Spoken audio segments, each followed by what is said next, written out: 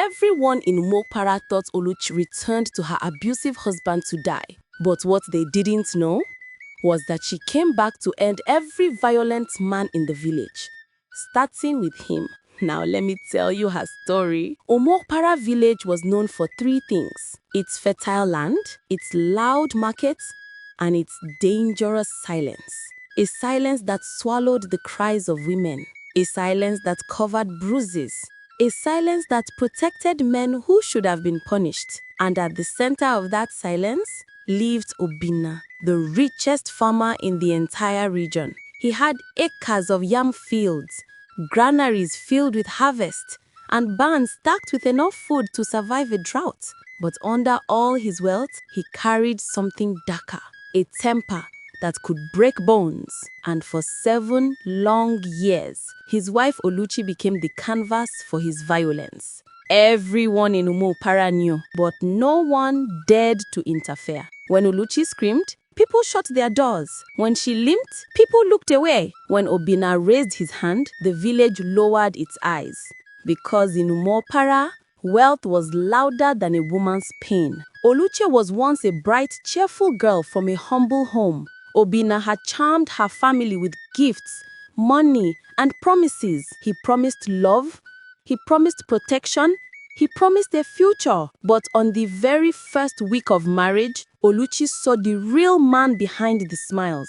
Obinna hit her for serving cold food. The second beating came when she visited her mother without permission. The third was because a visitor praised her beauty. The fourth because she spoke while he was talking. Each beating grew worse. At first, Oluchi tried to explain, to forgive, to endure. But Obinna's apologies were like palm wine, sweet at first, but bitter when swallowed. He always returned with gifts. Oluchi, take this wrapper, take this money. I'm sorry, I won't do it again. But he always did. One night, after a beating so severe she could barely breathe, Oluchi knew she had to escape. She waited until Obinna slept off his drunken anger. She dragged her bruised body out of the compound and walked barefoot through the darkness until she reached her parents' home. When her mother opened the door and saw her daughter bleeding and trembling, she screamed. That night, Oluchi collapsed in her mother's arms, and for the first time, she slept in peace. The village believed Oluchi wouldn't return. Women whispered, maybe this time she is free. Maybe her parents will protect her. Maybe Obinna will be forced to stop. But 2 weeks later, a large shadow appeared on her parents' compound. Obinna arrived, not alone, but carrying goats, bags of rice, 2 crates of palm wine, and expensive wrappers. Oluchi's parents, who had always struggled financially, saw the gifts and their eyes softened. Her mother cried, but her father accepted everything. Oluchi, he said firmly, go back to your husband. Marriage is not a place you run from. Her heart shattered. It didn't matter that she almost died. It didn't matter that she no longer loved him. It didn't matter that she feared him. To her parents, survival meant accepting gifts and returning pain. So Oluchi was escorted back to Obinna's compound. When the villagers saw them returning, whispers spread. Is she going to die in that marriage? Why would her parents send her back? She should have stayed away. She won't survive another year. But what the village didn't know was this. Oluchi did not return as a victim. She returned as a strategist. The new Oluchi was calm. Too calm. No tears, no shaking hands, no timid voice. Obinna studied her closely. She served his meals on time. She kept the compound clean. She greeted him respectfully. But something about her had changed. She didn't smile. She didn't flinch. She didn't explain. She didn't defend herself. And she no longer feared him. That frightened Obinna more than any insult. He waited for signs of weakness, signs of fear. But Oluchi was unreadable. Meanwhile, she was observing the village. She watched women carrying water with swollen wrists. She saw wives hiding bruises under tight wrappers. She noticed how quickly some women avoided eye contact. She began to understand. Her suffering was not unique. Many women were quietly dying in their marriages, and the village did nothing. That's when Oluchi made up her mind.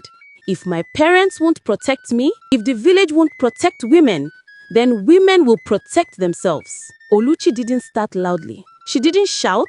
She didn't gather crowds. She began with whispers, subtle questions. How are you? Are you truly fine? How does your husband treat you? At first, women hesitated. They lied. They laughed nervously. No, Oluchi, I'm fine. It's nothing. It's marriage. But Oluchi knew those lies. She had lived those lies. So she waited, listened, earned their trust. It started with 1, then 4, then 10. Women who had never spoken freely began to open up. One had a broken rib she hid for months. Another was beaten for giving birth to girls. A third was locked inside during market days. Oluchi realized Umokpara was drowning in hidden tears, and she knew what she needed to do. One moonless night, Oluchi invited 10 women to meet behind the old Udala tree. They gathered quietly, careful not to be seen. Oluchi spoke simply. Enough is enough. The women nodded, their eyes filled with pain and anger. Oluchi continued. We cannot wait for men to help us. We cannot wait for elders to save us. We cannot wait for our parents to protect us. When a woman suffers, we all suffer. That night, the group was formed. Umu Adanueri Obi, the daughters who have courage. Their rule was simple. When any woman is beaten, we rise together. Each member received a small palm kernel lamp. If a husband beat his wife, she would light the lamp outside her house. That lamp meant, sisters, come, and they would come. It didn't take long. 3 nights later, a lamp flickered. Chinwe, a young wife, lit hers after her drunken husband slapped her and pushed her to the ground. Within minutes, shadows moved. Oluchi arrived with nearly 20 women. No words, no noise. They dragged Chinwe's husband outside. He was too shocked to resist. Oluchi asked Chinwe, "How many times did he hit you?" She whispered, "1 slap." Oluchi nodded, "Then give him 1. Chinwe hesitated, afraid, but the women stood behind her, so she stepped forward and slapped him once. The man froze. Oluchi turned to him.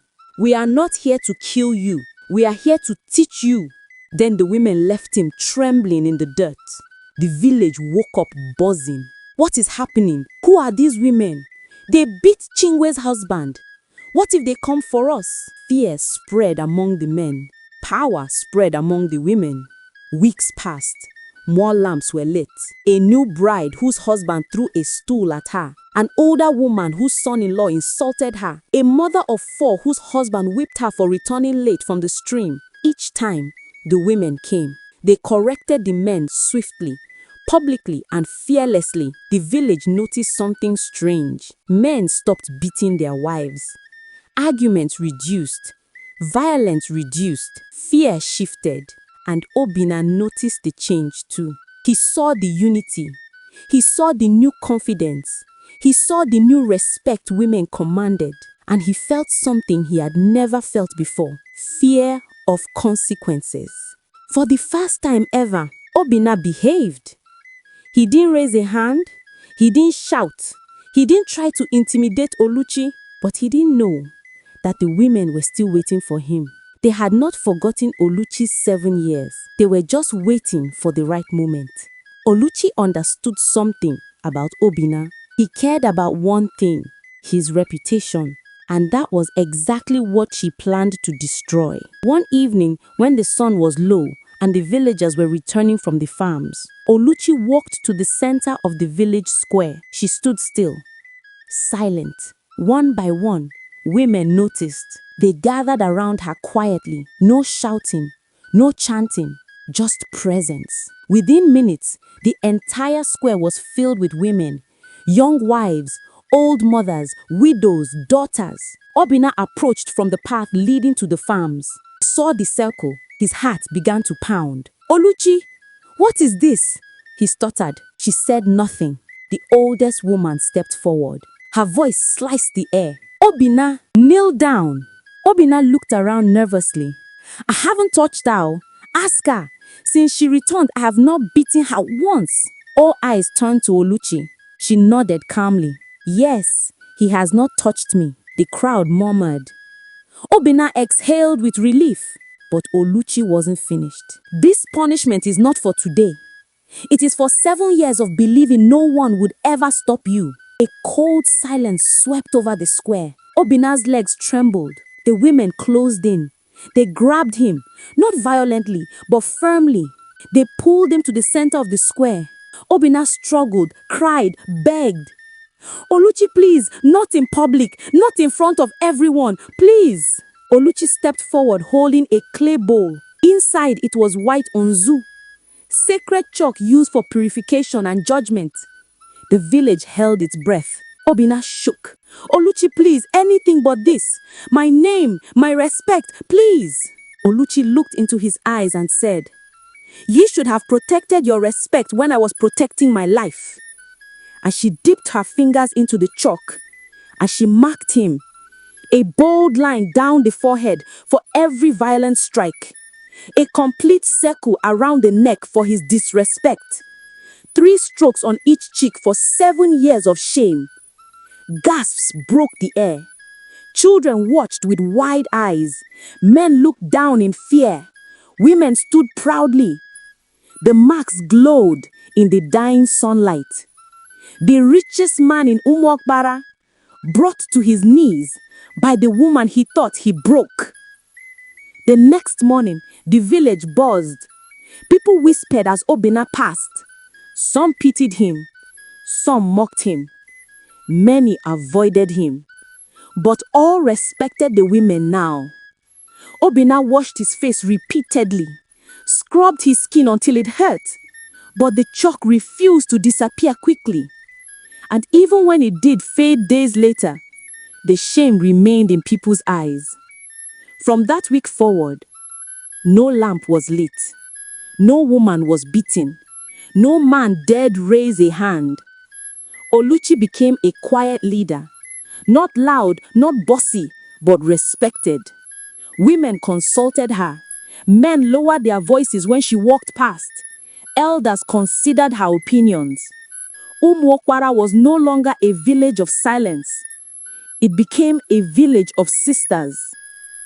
And so, the story of Oluchi became a lesson across neighboring villages, a story whispered to daughters, taught to sons, and feared by men who believed their wives were powerless. Because Oluchi did not fight with fists. She did not return with anger. She returned with wisdom, and she changed the fate of every woman in her village. This is how a beaten wife fought back and won.